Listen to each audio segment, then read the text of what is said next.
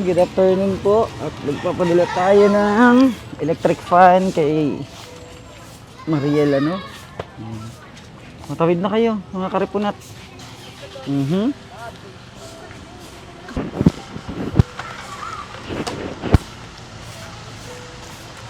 Ayan, ang hirap ng daan talaga dito. Natawid pa sa bakod. Kasama pala si Ba. Oh, Ba, tawid na Ba. Ay, iyak ko na mga uri. Ah, siya daw ang huli. Ay, ganda. Ay! Ay! Ayan, magdadala tayo ng electric fan kila Mariel, ano? Para hindi sila mainitan. May ano na sila, kuryente. Ayan, salamat po sa mga kababayan natin na tumutulong po kila Ate Mariel, ano? At na po-provide natin yung mga gamit nila para hindi po mainitan yung bata at nakakaawa po si Celestina, no? At batang-bata pa talagang nakakaranas ng hirap. Ayan, at sana gumaling na rin sa Ate Mariel. Papunta tayo sa kanila.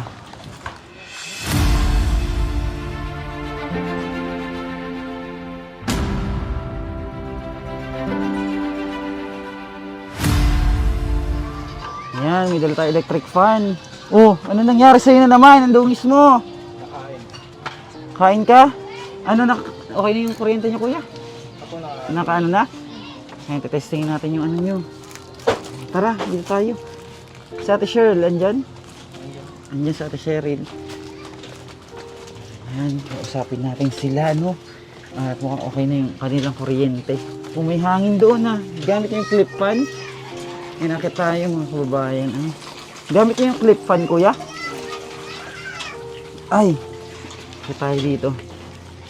Si Mariel! Si Mariel! Ano nangyari sa'yo na? May electric fan na ako. Para sa'yo. Saan yung ginagamit nyo? Ay, ito. Yung clip fan. O kuya. Istingin mo na electric fan nyo. Wala ka extension? Eto, dito yung saksakan dito. Nakarekta. Mataas yung ano. O, padidiin mo. Ay, wala na palang gatas eh. O, kamusta natin, Mariel? Pakiramdam mo. Naligo ka ba? Hindi ka naligo, no? Ha? Tatamad. Bakit ka tinatamad? Eh, walang tamad-tamad. Diyos ko. Ayan, may ilaw na kayo, kuya. Pa-check nga ako ng ilaw nyo. Wow, may electric fan na sila. O, hindi na may initan si baby. May ilaw na rin po sila, mga kababayan, ano? Ayan, o. Wow! Liwanag. Uy, baby, bakit? Ay, ayun na, nagtitimpla si mama ng gatas.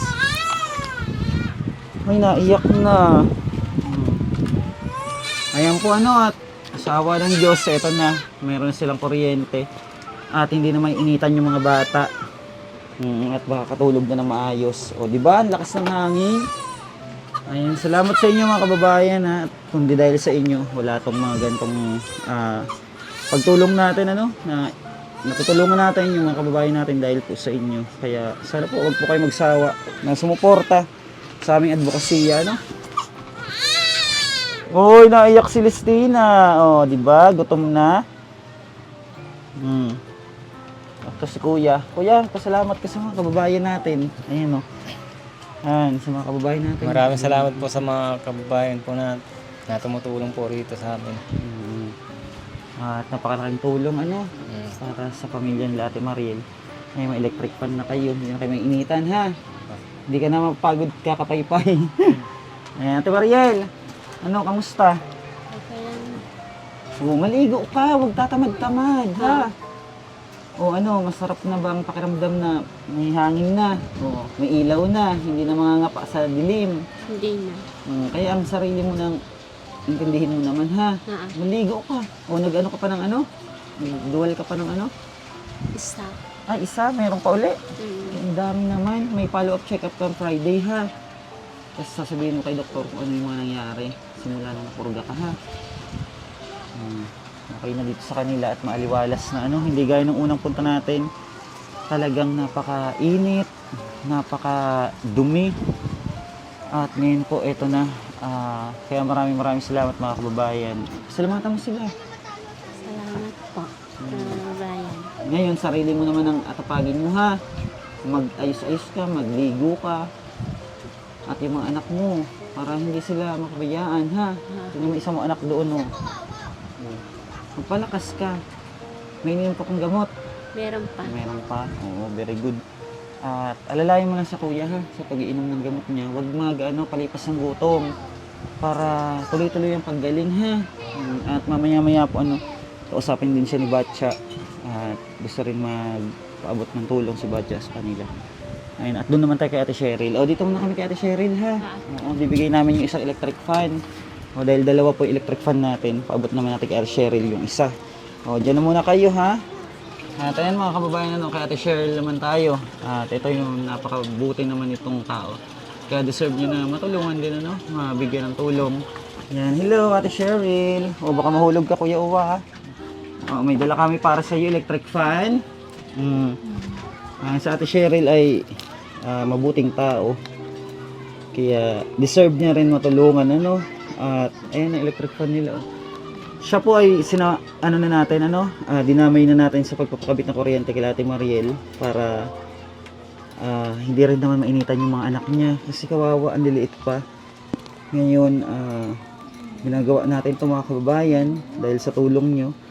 Kaya salamat po sa suportang ipinagkakaloob nyo sa amin. Kaya kami po ay lubos na nagpapasalamat sa mga biyaya na pinagkakaloob nyo sa ating mga kababayan. At ito'y napakalaking tulong. At bahala na po si God ang magbalik sa inyo ng lahat ng ito. Check natin yung electric fan nyo ha. Yan. Try na natin agad. Wow! Ang hangin. Lakas ha. Anong sabi mo Ate Cheryl sa mga Maraming kababayan salamat natin? po sa lahat po.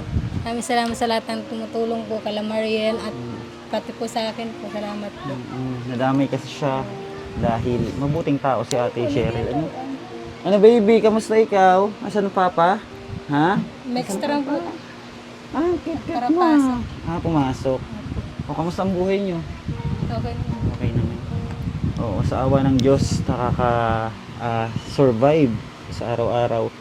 Ay mga kababayan, hinihingi ko po ang inyong tulong para sa pagtulong natin sa ating mga kababayan, bisitahin niyo po ang aking YouTube channel, ang Bench TV. Para po doon tayo magsama-sama at makakasiguro po na mas lalo tayong makakatulong sa mga kababayan natin kapag lumago ito, At sana tulungan niyo po ako. Nakikiusap po ako sa inyo para po magawa ko yung mga gusto kong gawin sa ating mga kababayan na matulungan sila at may ahon kahit paano sa kahirapan na dinadanas nila sa panahon na ngayon, At lalong-lalo na ngayon, napakahirap ng buhay, di ba? Sobrang hirap ng pamumuhay ngayon ng mga kababayan natin. Nakakaawa yung mga kalagayan nila. May extrahan, padyak. Ayan po mga kababayan, at maraming salamat at may pupuntahan pa rin po kami, dadalhin natin yung mga bata dun sa tatay nila. Tayo ay pababa na rin, Thank you so much and God bless. Isang mapagpalang araw po sa inyong lahat at naway pagpalain kayo ng ating Panginoon. Thank you so much sa kabutihan ng inyong mga puso. Bye-bye po and God bless. Ayan, at kapaabot lang natin electric fan kay Ate Mariel, Dito muna tayo tambay. Pahinga muna ng konti. Pahinga muna dahil halagang nakakapagod yung init sa loob ng bahay ni Ate Mariel. Grabe.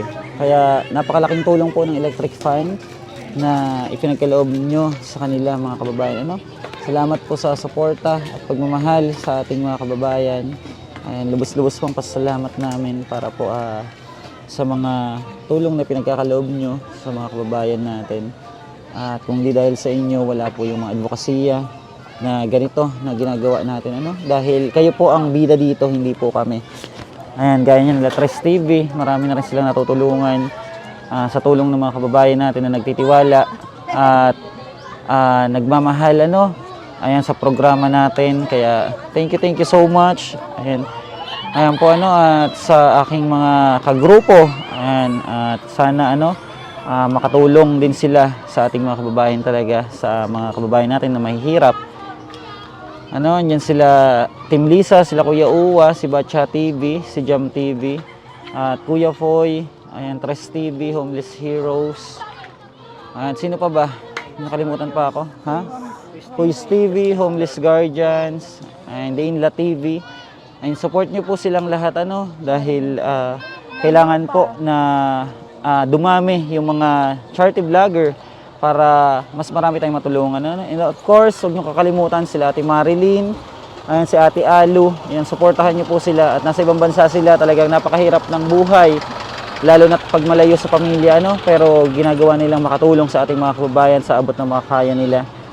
Kaya maraming salamat po sa inyong lahat. And supportahan niyo po ang aking YouTube channel mga kababayan para po mas marami tayong matulungan at mas marami tayong may ahon sa hirap ng mga kababayan natin. Ayan, bye-bye na ba? Bye! At pupunta po kaming Manila ano para sa mga bata ano sa kanilang ama. Bye-bye po and God bless.